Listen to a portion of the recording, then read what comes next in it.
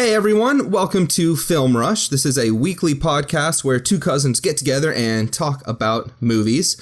My name is Logan Vaughn, and joining me today is my cousin John. Hey everyone, I'm John Vaughn. Thanks for joining us on the podcast.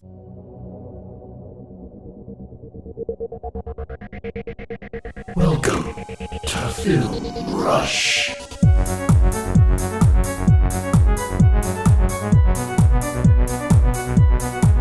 Welcome back to Film Rush, everybody. I'm actually also back to Film Rush this good evening because I have been without internet for like 3 days. So this is going to be a bit of a fun episode because I've been disconnected from the entire world, films included, for like multiple days. Don't ask why. Well, I mean, the why is fine. It's 1 year anniversary with me and the wife. Woo! Congratulations. Why, thank you. That's Logan, everybody. I failed to introduce him or to bring him into the fray. What a good host I am. I guess I could call myself co-host. Co-host, yes. I'm a coast. But yes, that's Logan. I'm John. I went to a cabin with the wife over the weekend. There's just by nature of where it was, no internet connection. We did watch movies on like the old way. VHS? The way old people used to. On discs. Oh, discs. Solid discs. You put them into a machine and hit play, and there were previews you had to skip past. And then there was a menu. The fun part is that there was no controller for the DVD player, so Ouch. When you got to the menu, you had to hit stop, then hit play again, then it would start playing the movie on its own. Oh, that's a weird trick. Yeah. These are analog problems that old people had, kids. You no longer have these problems. But yeah, no, I was without internet. I did watch movies and such, but I wasn't able to watch streaming. So we're a little light this week. Also, Logan and I are chomping through some television shows. And television takes a while to get through. So we're pretty light on that. But otherwise, we still have movies for you because our name is Film Rush for a reason, damn it. So, Logan, are you ready to dive headfirst into the world of cinema today? Yeah, absolutely. So I was telling John right before we started recording, I was saying that in the past 4 days, I have watched 6 horror movies. I realized it was That's a steamy pace. We were like a third of the way through October, and I just wasn't feeling like the Halloween spirit. Yeah. Like it's really hot and humid here. Like it's 80 degrees and like it is warm. I'm like, it's October, damn it. Yeah, and I know we as a species are fucking over the planet, but if you could give me my cold fall, please, thank you. Yes, I want a really cold and crisp October. I want the leaves to change already.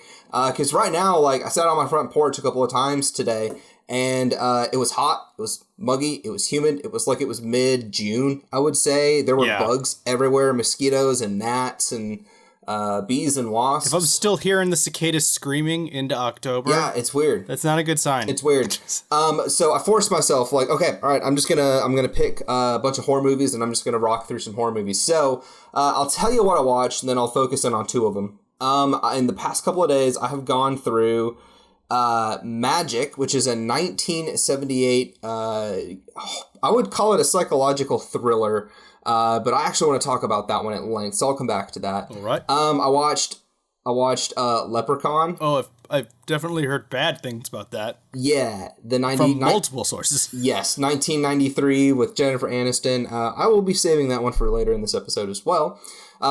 Jacqueline and I watched The Birds by Hitchcock. It's supposed to be a classic. I enjoy it. I like that movie. Jacqueline is not the biggest fan of it, but we watched it on Blu-ray, so I will not be bringing that one up today because we prefer to focus hardcore on streaming. Mm-hmm. I just wanted to say I watched The Birds. I think it's dope. Check it out. Moving on, I also watched Cargo, which is a movie that I noticed recently on Netflix with Martin Freeman. It's a zombie apocalypse movie.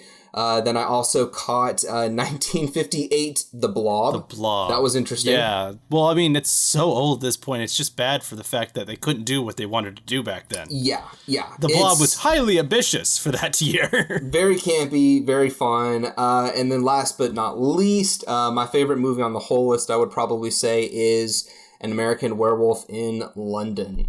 So let me get into the 2 movies that I was the least familiar with this time last week, and that is Magic, and Congo. So Magic, let me start there. This movie is over on HBO. This is a really creepy movie with Anthony Hopkins, of all people, playing the main character, who is a mentally unstable man who becomes this is such an odd movie to explain.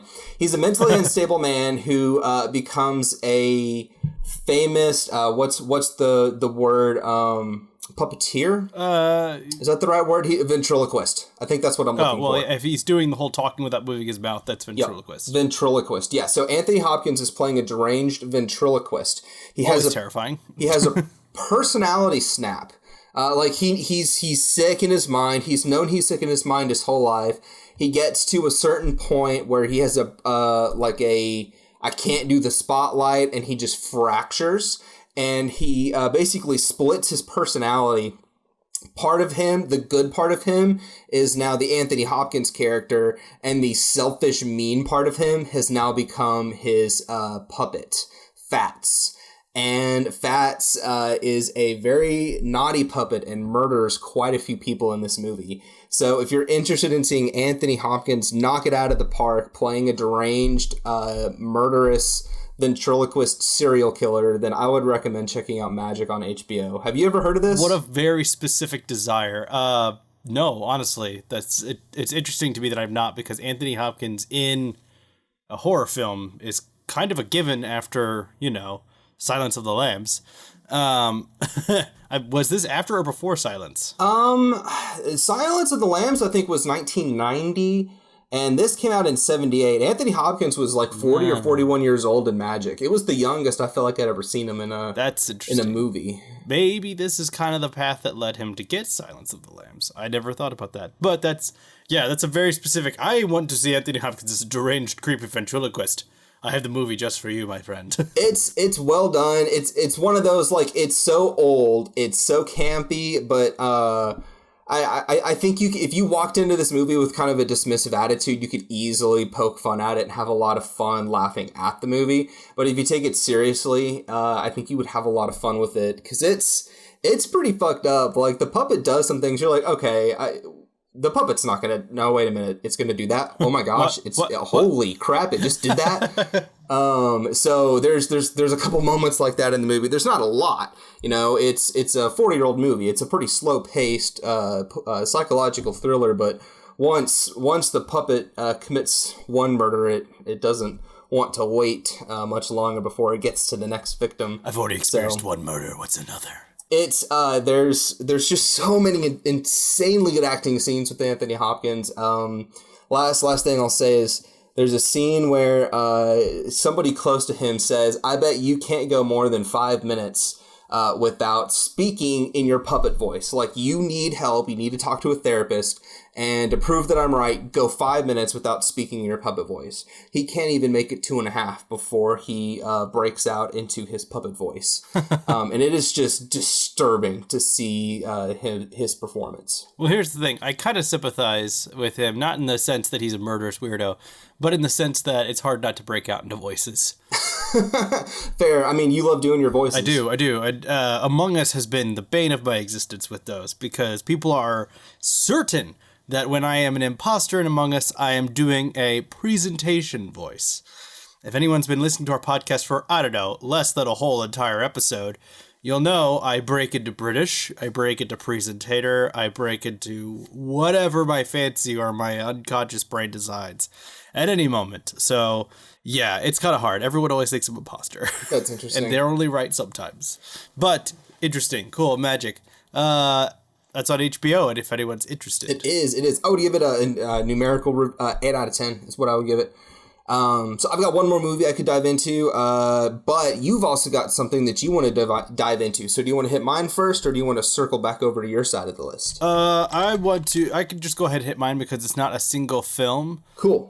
It is a series of films by an animation house called Studio Ghibli. The reason why I'm clumping them all together is because recommending one would just be what is that called? An experiment in exhaustion, because I would recommend one this week, then another next week, then another next week, and you'd be like, I get it, Studio Ghibli. So I'm just gonna bundle them all together. Not all of them are of the same quality, but I feel as I've started watching more and more of them, I've watched the lion's share for sure. I've never finished The Cat Returns. It was boring to me, but I mean, if you like it, obviously, kudos to you. I just watched Studio Ghibli for this episode, the assignment last week. We'll talk about that later. And I'm going to be watching Wind Rises pretty soon. I borrowed it from a friend of mine to get access to it. But otherwise, if you want to watch others, I'm not sure if all of them are there, but I know a bunch are on HBO Max. So that means you have access to Howl's Moving Castle, Spirited Away, Whisper of the Heart, Ponyo, pretty much all of the big ones for sure you have access to. So what I'm saying is, if you have HBO Max already, go ahead and check out any of the Ghibli films. And if you need more convincing why Ghibli would be worth your time, on our audio-based platforms, such as Spotify, iTunes, or SoundCloud, I have an episode called What Animation Taught Us Studio Ghibli. It's specifically over their content and why it's special and unique and worth checking out. So that is good. It's only like 12 minutes long if you just want a short form as to why you should give them a go. If you have any interest on YouTube, if you're listening to this on YouTube, if you want that episode on YouTube, let me know in the comments below and I can bring it here. I just don't know if there's any interest for it because I've already made it and put it out like weeks ago.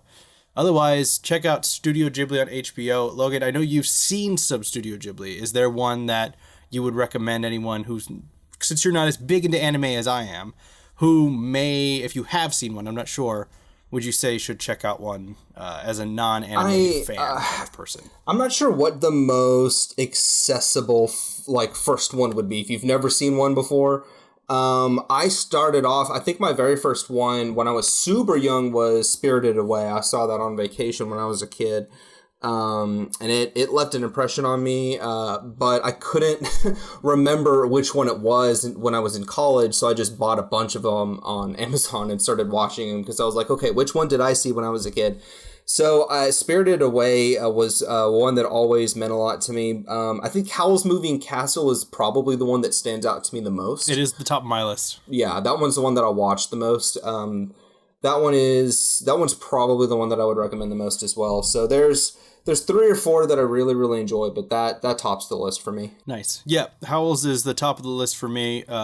Spirited Away is widely considered one of the, if not the best Studio Ghibli film by a lot of Ghibli fans. So if that one sounds familiar to anybody, chances are it's because you've heard about it. So I would say either Spirited Away or Howl's is a good checkout on your first go, but otherwise watch them all if you like them. Beautiful animation, great storytelling. Kudos. But otherwise, that is my recommend. So, Logan, we can go back to yours. What is the other video you wanted to talk about? Or movie, nice. Rather? All right. So this movie is called Cargo. I noticed it a couple of days ago over on Netflix. And my wife and I, Jacqueline, right now, we are watching Sherlock. So I just noticed that it was Martin Freeman's face on the title card for Cargo. So I was like, oh, what is this? So I watched the trailer. Which I don't normally do. I honestly normally just scroll past Netflix and don't bother with the autoplay ads. But this time I was like, oh, interesting, Martin Freeman, what's this all about? Turns out it is like a 2017 Australian movie about a zombie apocalypse. Interesting. This movie is devastating. This is an emotionally devastating, dark, and violent horror movie. This is... I'll tell you less than what's in the trailer, because what's in the trailer will show you a decent amount of what happens in the movie, at least. But what I'll tell you is really just the first 10 minutes.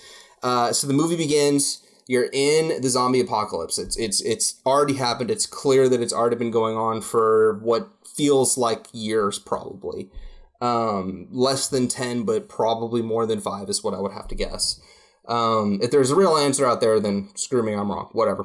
Anyway, so he and his wife are basically living on a riverboat, and they have a newborn child.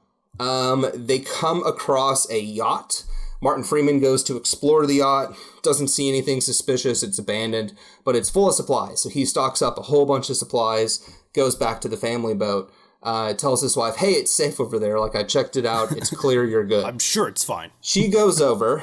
She checks it out, sees that it's empty, raids it, gets a bunch of supplies, and then out of nowhere, there's a zombie in one of the closets in this yacht, and it gets her. Zombies are always hanging out in closets. Yep. Always. Don't know why. It's always in the darkest, deepest parts. It's either under the bed, in the closet, building or boat or whatever. Or for some reason in a cabinet. Yeah, that's fair. It's never just standing out in the living room. You know, it's never chilling, watching television or anything like that. It's like waiting for that one door to open so it can get a bite. It's in the last place you'll look.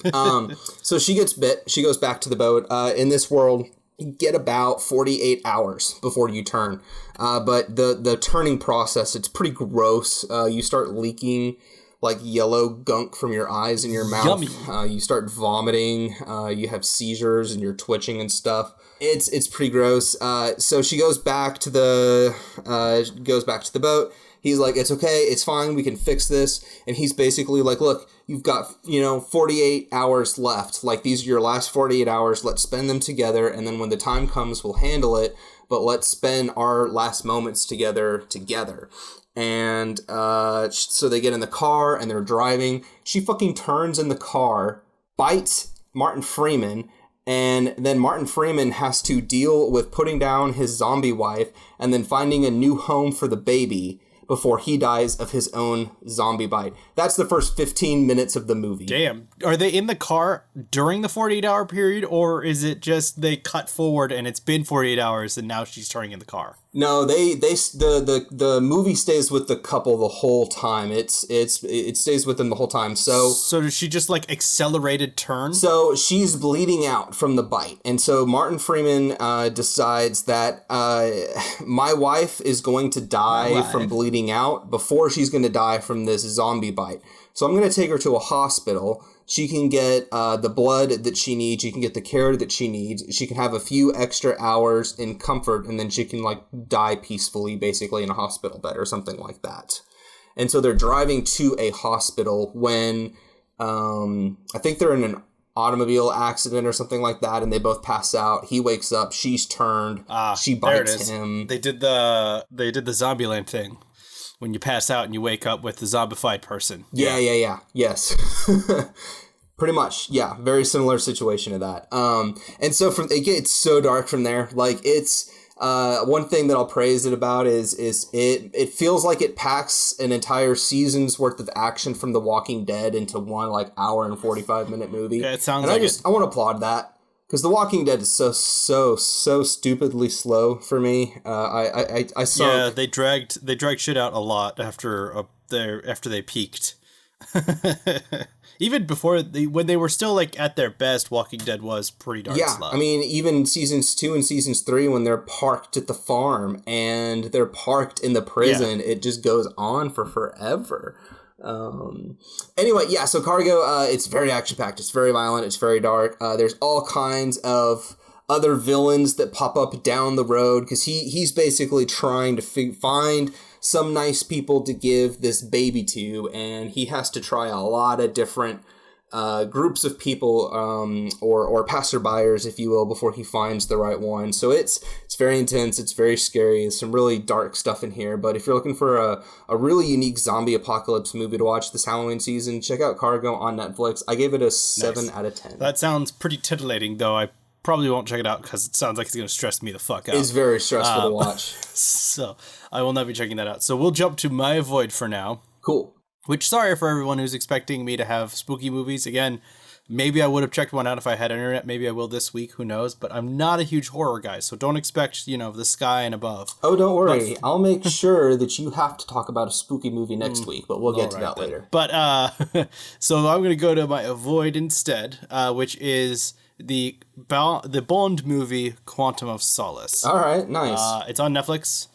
I bring this up because they have, to my knowledge, at least they have Quantum of Solace and Casino Royale, but I've not checked to see if they have any of the others. I've just seen them while I've been browsing. Obviously, the Casino Royale title goes without saying. Watch it, check it out, absorb it, love it, see it again. Take that movie and hold it close, because Quantum of Solace will try and rip away all the joy you got from that movie immediately. By no means is it the worst Bond movie ever made, but the problem is that it's compared to a lot of movies from the 90s and early 2000s and all the way back to like the 70s. So take that with a grain of salt. Quantum of Solace is slow. The villains are uninteresting. The female character is just a stereotypical, tries to be a strong female character, but the film strips her strength like immediately in favor of giving Bond more strength because, you know, you can only ever make someone strong by making someone else weak, I guess. And it's just boring. You know, they're trying to tie into the grander conspiracy. After Casino Royale, they're trying to play at Mr. White and the organization of criminals that Bond is starting to scratch at the edges of. But it's not all that interesting, and it tries to be the film that starts the progress to Spectre, where Bond really unlocks the whole organization under the Spectre banner. Problem being is that between Quantum of Solace and Spectre, we have the awesome Skyfall. Skyfall is a isolated story that has nothing to do with the grander organization that Bond was touching on. And Quantum of Solace was such a forgettable fucking film that it didn't work out. Overall, Quantum of Solace kind of screwed over the Bond franchise when it came to any through line, because once we got to Skyfall, I don't think they had any interest. The director for Skyfall, Mangold, I believe, didn't really have any interest in continuing what Quantum did because everyone hated it for good reason. So check out Skyfall instead. If you've seen Casino already and Skyfall's on there, fucking skip it and watch Skyfall. I think that's the best one, personally. Okay, so I'll put Quantum of Solace into a really random category that probably no one else but I have when it comes to ranking movies, and that's the melatonin counter.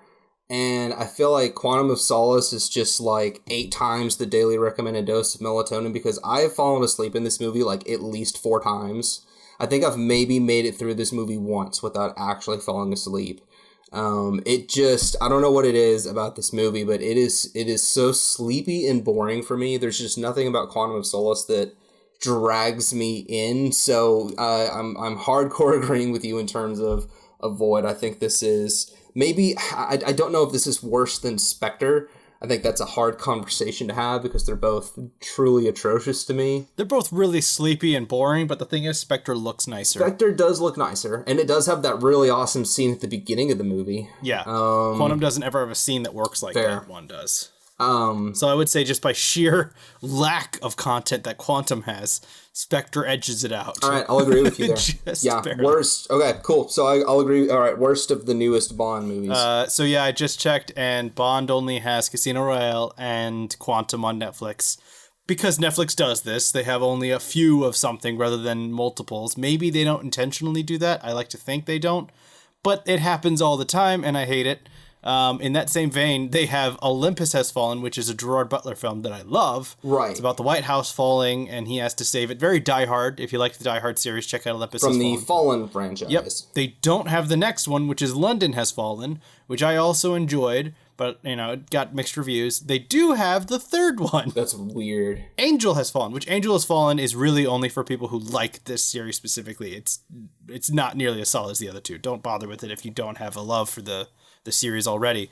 But yeah, they don't have the middle one. So with Bond, they don't have the last. I'm pretty sure they have all 5 or 6 Tremors. Oh, they probably do. Because that's probably cheap. They're like, oh, let's just get all the Tremors all at once. We'll get just like a fucking What do we have to pay? $2,500 for all 5 Tremors movies for like 3 years? Yeah, we'll take that. They only have one. I looked up Tremors, and it says Tremors, A Cold Day in Hell. They don't even have the first one. Oh, really? Yeah, it's not on there. Huh. Just 3 rows down, though, after looking up Tremors, they're like, Real Steel. Yes, because that's the same thing. Interesting. Thank you, Netflix. I mean, I like Real Steel. That's actually one I've thought about bringing up on here before.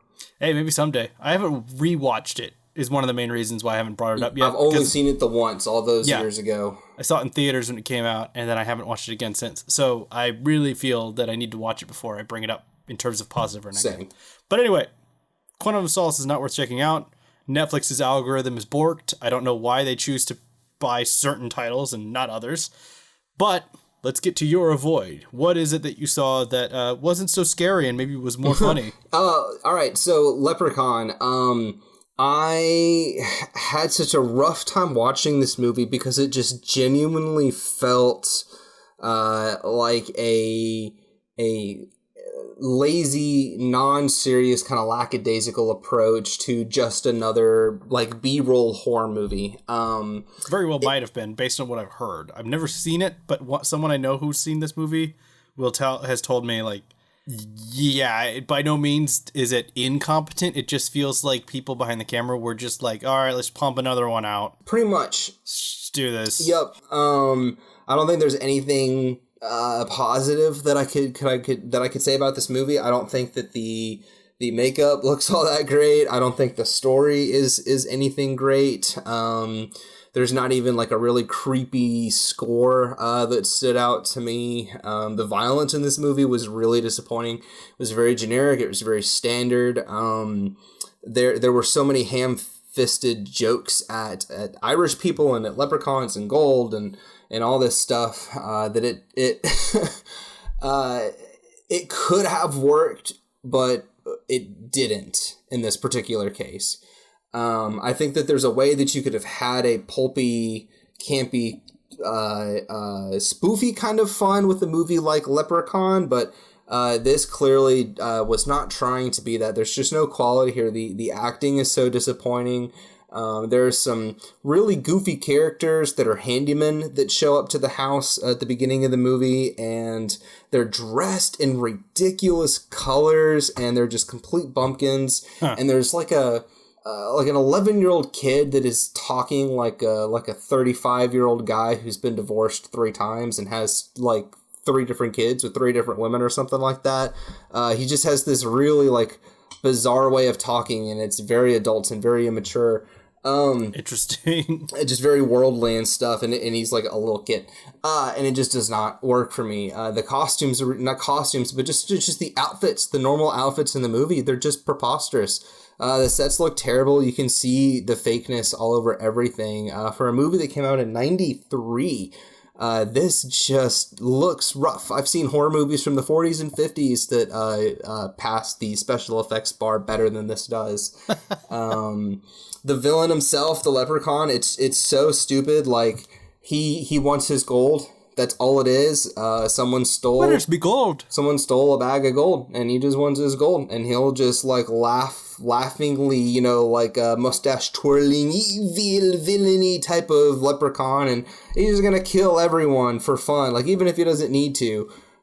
He wastes a ton of time in this movie killing all of the wrong people and not killing the right people, and it's just completely ridiculous. I would not recommend Leprechaun. I would probably put this in my top 10 least favorite horror movies that I've had to deal with. I assume it's not worse than Tusk still. No, it's pretty close to Tusk. I'm working on a list right now.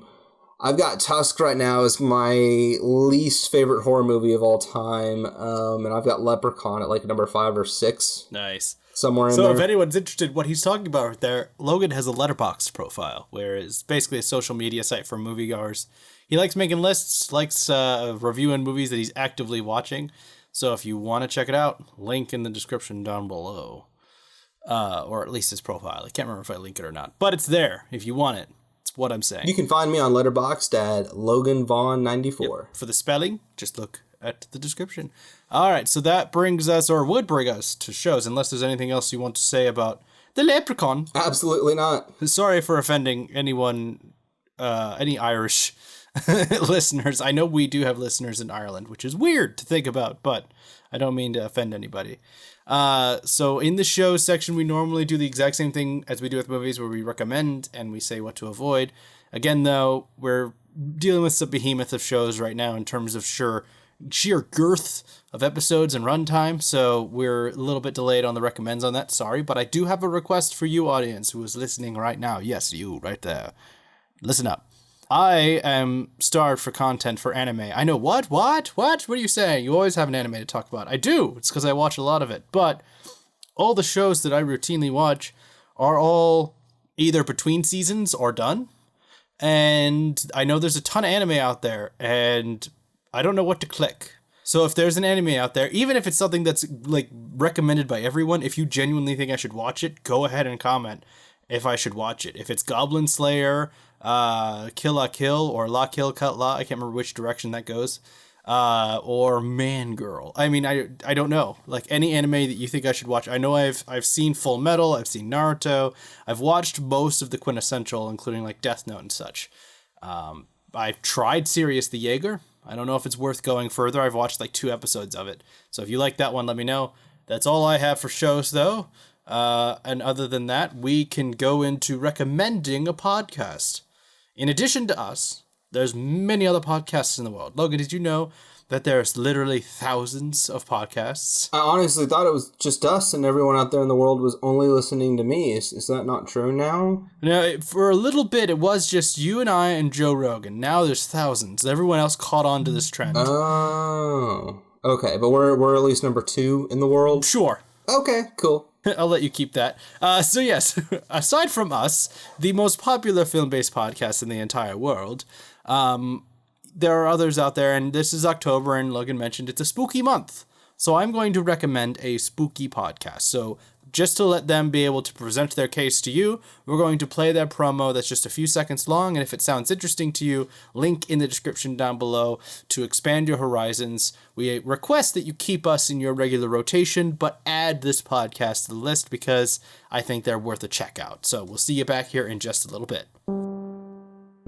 Hey there, I'm Jennifer, and I host Haunted Happenstance, a creepy and quirky little audio drama set in a historic residence in Boston, Massachusetts. You see, I've always loved a good ghost story, and as it turns out, ghosts have always loved me too. Convenient? Maybe. Coincidence? Perhaps. But I think it's a bit more than that. Let's see if you agree. So sit back and get ready to join me, and my neighbors, for some truly spooky tales that can only be explained as Haunted Happenstance. You can find us on Apple, Spotify, Stitcher, or wherever else you find your podcasts. All right, thanks. Hope you enjoyed that promo. If it sounded spooky for you, go ahead and check it out. But otherwise, we're going into our report section. This is where we talk about movies that we were assigned last week.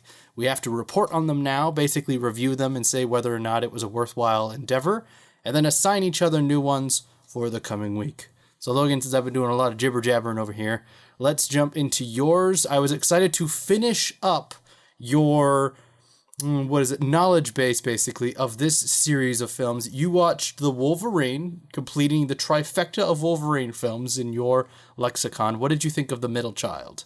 Yeah, and I believe this was the only X-Men movie that I had not actually seen to completion. Nice. I don't have a strong reaction one way or the other. It didn't engage me. I wasn't super high or low on the movie.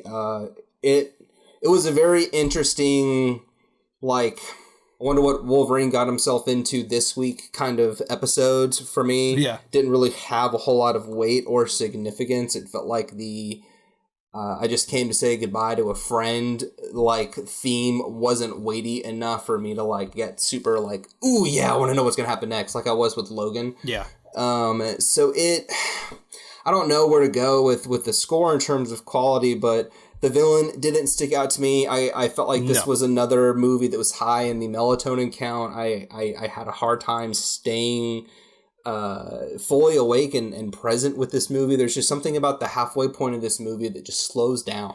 That's the time when he's just chilling out in the house. He's healing basically. And stuff. Yeah. Yeah. Yes. Yeah, it just slows, and it's not super engaging. I'm frankly not super interested in the side characters that they portray in this movie. I'm very fascinated with the way that they show him at the beginning of the movie surviving the bomb blast. I thought that was awesome. That was easily the best part of the movie. That was a 10 out of 10 scene, or at least a 9 out of 10 scene. But yeah, I don't know, dude. The whole thing about all right, he saved this dude's life, and then 50 years later, he's still obsessed. He's always been obsessed with Wolverine's healing, and now on his dying... But only when he's on his deathbed. Now, yes. he's on his deathbed, and he's, chips all in for killing the Wolverine to take over the healing. I don't know. I think just the premise alone just isn't... It's not the Wolverine I want to see. It's just not. So I had a really, really hard time getting interested in this. Again, I don't think that this was bad. Like if I'm sitting here saying like, is this a better movie than Wolverine Origins? Like, heck yeah. Am I probably going to watch Origins 3 more times before I'll try the Wolverine again? Probably, but that's more because Origins is such a guilty pleasure bad movie. Oof, I don't know, man. It gives me an aneurysm. I don't know. That's kind of the thing though. Like, do you choose boredom or do you choose just the straight shit? But yeah. What do you think about the Wolverine? I agree. There's huge sections of it that are pretty sleepy. This film is the one that ultimately allowed the path to Logan, because it's the same director as Logan. Mangold. And he obviously had ideas for what he would like Wolverine to become, and those ideas got way more fleshed out because I think he had way more creative freedom in Logan. I think the Wolverine is if you take someone who has good ideas and you keep them in that restriction of what the studio wants to do, because this is still around the area that Hugh Jackman was a viable Wolverine for future properties, so they didn't want to do anything too crazy. But once Logan was slated to come out and he's like, I'm done after this one, they're like, fine, go full out then. But he's still kind of the Wolverine regardless, so they couldn't go too wide. I think it's got great moments. Like, as I said, you liked the bomb part where he survives the bomb on Hiroshima. I like that as well. I like the scene where he goes to the bar to confront the hunters. That's a great scene. That's a good scene. The really solid Wolverine scene. I think, aside from the villain not being super interesting and a letdown for people who are fans of the Silver Samurai from the comic books, who is a recurring villain for Wolverine in the comic books. That's why it's a big deal that he was in this movie, but it didn't quite work out. That's kind of a bummer. I think the romance, weirdly, in this movie is really what kind of drags it down. Yeah, I really didn't care about it. Yeah, I didn't. He's dealing with his guilt of Jean from Last Stand, and in the middle of this movie, he has an intimate romance with this Japanese princess. Basically, she's the heir to a giant corporation. And don't they bone in this movie? Am I not? I'm pretty sure they do. Yeah. Yeah. And so I'm like, that doesn't feel right. First of all, Logan's like nearly 200 years old. And this, I say girl, I don't think they say her age, but she's supposed to be at least 18, I think. But I mean, she just looks young. I don't know how old she is. It just didn't work. Their chemistry wasn't really there. I wanted them to be friends more than romance. I wanted her to, because I liked the moments where she corrected him on Japanese culture, things that he didn't quite understand because he's just Wolverine. Sure. I liked those moments. I wanted that to be their whole thing, that she was his friend and guided him through confusing culture clash that he just isn't receptive to absorbing because he's just a blockheaded warrior guy. And she's like, no, you don't put chopsticks up because it's like incense at a funeral. It's bad luck. You keep them flat. You don't stab them into your rice. And he's like, oh. And then he forgets again and she corrects him again. I just like that. It's kind of interesting because who the fuck corrects Wolverine? Who stands up to Wolverine and is like, no, don't do that with your sticks. Like, no, this man can cut you. Like, no, I liked that. But then they turn it into a romance and I'm like, oh, that's original. But yeah, the thing is, Wolverine Origins, definitely 2 out of 10, 3 out of 10. It's not a 1 because it does have some entertainment value. Wolverine's more like 5 to 6 because, as you said, it's kind of sleepy, kind of boring. And then I think Logan is a solid 9. So, if nothing else, you could say at least Wolverine as a franchise had an incline. Right. From bottom to top. Very noticeable uptick in quality movie over movie. Yeah, but would you agree that this is basically, both in score and in position, literally the middle child? I gave this a 5 out of 10. No joke, I didn't alter anything. 5 out of 10 is what you'll see in my Letterboxd right now, and I haven't changed anything. I swear, I said 5 out of 10. So yeah, I agree with you. Very middle pack. Cool. So there you go. Take that as you will. Whether or not to check out Wolverine, it's on you. I think if you're an X-Men fan, it's worth watching at least once. Just like I would tell people from Marvel, I think it's worth watching Thor 2 at least once, even though it is boring. Just give it a go and then move on. But otherwise, that brings us to my report, unless you want to... Yeah, what did you think? emotional terrorist for assigning this to me. Oh gosh, I'm so sorry. I've still not seen it, so I don't know what happens. This movie is fucking sad. It is I'm so sorry. Sad. I won't give away so sad because I don't know how many people would and would not have seen this. Obviously, Ghibli fans who have a interest in consuming as many of them as they can will probably have seen this. However, there are swaths of people, including you, who have not seen it, so I'm going to avoid spoiling things that may otherwise... Yeah, please do, because this is still on the list. It's worth a watch, because it is still well done. It's still Ghibli. Still beautiful artwork. It was made in 1988, but I didn't even blink an eye at how old it is, because it still holds up to all other Ghibli films, both new and old. Older than The Little Mermaid. Yeah, and I think it's better animation, to be honest. Wow. High praise. And it's about two children who are orphaned by the war. This is World War II. And it's the elder brother watching out over his little sister. It's just about them trying to survive in a slowly being defeated and rationed Japan. We're right in the midst of our firebombing campaign. And by us, I mean the U.S. They are firebombing, bombing in general. And so there's constant visits to the air raid shelters. There's a lack of food because they're trying to support their war effort. So two children just trying to make their way in the world kind of have a tough time with that. And they're a little adrift. And so there's a lot of really sad moments. There's a lot of depressing concepts. It's very real. Doesn't hold back. I've been told that Wind Rises is the other side to that coin, where this is someone in Japan suffering. Wind Rises is a story for the West. Rises is also about Japan. Well, but isn't it about white people? Nicole said it's the other side of the coin, and so did Kia. No, it's the other side of the coin in the sense that it's about a man making planes for the war effort. It's the other side of the war coin, but it's not the other side of the world. Okay. So I kept that in the podcast because my wife just corrected my perception of Wind Rises. So everyone who heard that, that's my wife, Annabelle, say hi. But anyway, so yes, again, I have not seen Wind Rises yet, so I can't speak to specifics. But Grave of the Fireflies is incredibly sad, incredibly touching. I do have some very minor critiques, but it's mostly about the way they told the story, not necessarily the craftsmanship itself. And even then, I think it gets away with it because it is just an hour 30. It's an anime movie, and it gets its point across. Like, that's kind of what matters in the end, is it's telling a specific thing. It's telling you a specific fact of life during this period, and it works rather well. And I had to immediately watch Happy Things afterwards, because otherwise I was going to want to die. So yeah, basically, warning. It's not officially rated, but it's not brutal per se. There are some things that are pretty rough and pretty real, but it is animation, so you do have that padding kind of to that sort of concept. Otherwise, watch it with caution. If you, legitimately, if you are an emotionally compromised person, maybe you've dealt with a death in the family recently, or just in general life is really hard for you right now, probably don't watch Grave of the Fireflies.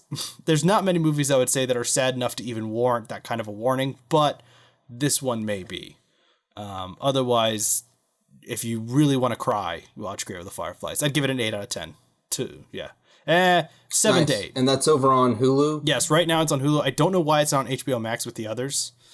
But right now it is on Hulu. At least that's what I've seen it. Are there any Studio Ghibli over on Disney Plus? Because Disney puts out they have distribution rights in North America. They do, but they do not have it on their streaming service. Fascinating. I think the long range plan is to eventually have Ghibli on the Disney streaming service, but I think they already had a deal to stream on HBO before any real talk with Disney, though that's just speculation.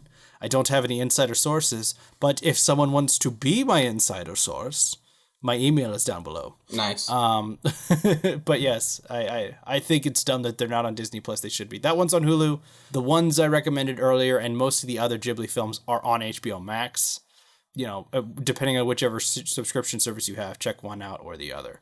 I'm all right. Nice. So that is my report. That's all of it. All the homework is done. We just need new homework now. Now we just need new homework. So, Logan, do you want to go ahead and assign me what my homework is going to be? All right, yes. I've been planning this for months. We are finally in October, and I am going to force you to sit down, spend the time, and watch The Nightmare Before Christmas. How do you feel? My old nemesis. Because you've tried with this one before, right? I tried a long time ago and just lost interest and never completed it. And then I tried again, and I was a little drunk, and it freaked me out. Because I was, like, literally chemically compromised. I just kind of freaked out at the movie. The animation didn't really jive with me that night. Sure. So I just stopped watching it. That was probably about a month ago, maybe 2. And now I'm being assigned it. So now I can't even afford to be chemically imbalanced. And I need to watch the movie. So Night Before Christmas. I don't have any legitimate reasons for avoiding this film. It's not like I thought it was going to be bad or anything. It's just never happened. Hey, and that's completely fine, because I didn't grow up with this movie at all either. So we're both very distanced from this compared to its most rabid fan base. And I think that's a little bit fascinating. I didn't see this until I was, I think, in college, maybe, or just out of college, one of the two. And it's not like it instantly sealed itself inside my top 10 Christmas or Halloween movies of all time, either or. But I still really enjoyed it. It's still a really fun one to watch every year. I think the animation is incredible. The voice work's incredible. So I'm curious to see what you have to say, especially after hearing your comments when you did your episode on Fudge Me. Kubo. Kubo and the Two Strings. You were talking about Coraline, right? You mentioned that you liked Coraline. Yep, I do mention Coraline. I talk about Kubo, and then I also talk about stop motion animation in the wider world. Sure. And then I say, I've not seen Night Before Christmas. Now that'll be an outdated statement. Yes, and this is the same director. His name is Henry Selick. Tim Burton. Oh. Yes. Really? Henry Selick. Yep, Tim Burton did not direct The Nightmare Before Christmas. But who directed Coraline? Am I just an idiot? Henry Selick. I am just an idiot. And he directed James and the Giant Peach. I do not like that movie. I will say that. I have James not the seen Giant that. Peach never And sat well with me for some reason. Coraline really freaked me out. The button eyes just freaked me out. Oh, I bet I know it's wrong. I think Tim Burton's a producer. He is. Like, the That's what poster my for brain's The doing. Nightmare Before Christmas literally fucking says that Tim Burton's The Nightmare Before Christmas. That's what, man, Disney got me. It's Not marketing. Disney, Hollywood fucking slapping producers' names on covers. That's stupid. So yeah, no. That's exactly what happened. Whoops. But hey, Henry Selick, I will watch Night Before Christmas, and from now on, I will always know that you made Coraline. Nice. So will you, audience. But yeah, I think there is great music, great animation. It's very artistic. It is top of its class. If you don't walk out thinking it's, a 9 or a 10 out of 10, I think you'll at least give it a 7 or an 8. I think you'll definitely land on the positive side. But this is the right time to watch it, right before Halloween. So I felt like this would be a good time of the year to give you a safe, family-friendly, spooky movie that hopefully won't give you the heebie-jeebies. I don't think it will. It shouldn't. It's when it comes down to it, it's still an animation. So this will be my toes dipping into the horror genre of the month, and maybe I'll go a little further. Who knows? Cool. Maybe next week I'll look for like Wrong Turn or Saw or The Hills Have Eyes or something a little bit more aggressive. Thank you. Something a little light. Just light reading. Light reading before bedtime, children. Yes, specifically before bedtime. That's the best time to watch scary movies. No, not for me. There's no other time of the day than to talk about cannibals, guys. Come on. All right, so I'm going to assign you a movie Yeah, now what do I get to instead watch? of thinking about cannibals. So I'm going to, because this is a never-ending cycle of watch movie, get new movie to watch it, get new movie to watch, I figured it'd be poetic to assign you a old-fashioned film called The Never-Ending Story. I am embarrassed to say I've never seen it. I mean, I honestly don't even know if this is one of those movies that people will be like, what?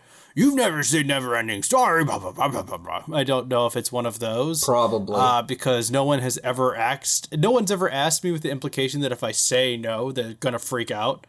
Everyone's always like, have you ever watched Never-Ending Story? I'm like, yeah, I saw when I was a child. They're like, oh, okay. That's about as interesting as that conversation gets. But Never-Ending Story was made in 1984, a whole decade before I existed. This is 5 years older than Taylor Swift. I know that. That's And so does the audience now, too. So the Neverending Story, ironically, has a summary, considering its title, which I think that's just kind of funny. On his way to school, Bastian ducks into a bookstore to avoid some bullies, sneaks away to a book called The Neverending Story.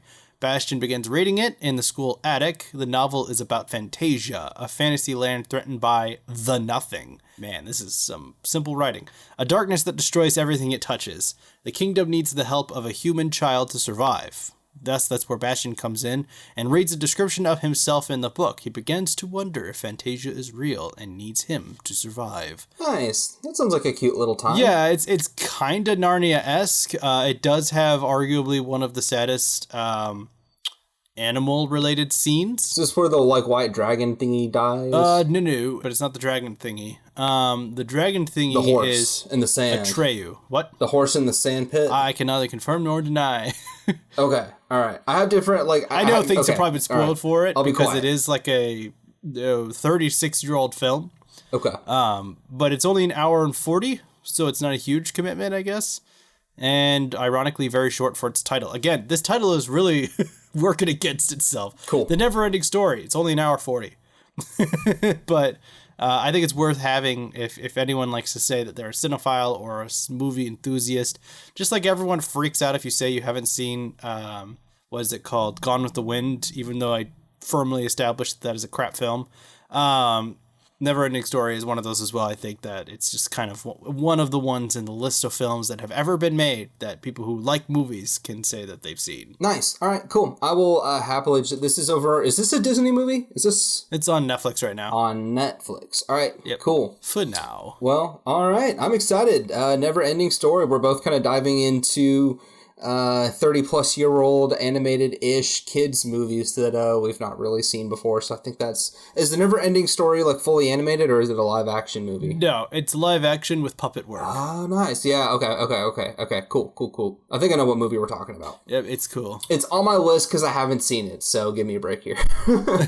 Well, soon that will all be fixed by come next week. So if you all want to be here when Logan talks about the Never-ending Story forever and ever and ever, that'll be next week on a Wednesday, just like this episode was. It's always on a Wednesday. If you want to check us out, we are on YouTube, Spotify, SoundCloud, or iTunes. We post audio versions on all of the audio sites. We have a video version here on YouTube, but you can listen to it just the same. The time codes are always down below, so if you're interested in skipping to a certain topic, you can just find the time codes in the description anywhere. YouTube does a fun little tick thing on their timeline so you can see exactly where it is. That's fun. But otherwise, thank you for your subscription and or follow. We would also really love a like on YouTube or a like anywhere else have you. It helps. It tells the algorithm that we are doing well, and we'd like to know we're doing well because we want to make good content for you. You know, we have a good time doing this, but it's not really worth it if you aren't also having a good time. So help us out and let us know when we're doing good and when we're doing bad. But otherwise... It's always a good time. Yep. Every time we're here, it's a good time. Unless it's not, let us know. But thank you all. This has been the 91st episode of Film Rush. We're closing in on that 100. It's been a while, but we're going to get there, and we'd love to have you along for the ride. We hope you have a great week. Logan, let's say goodbye. Bye, everybody. See you next week. Bye-bye. Get spooked.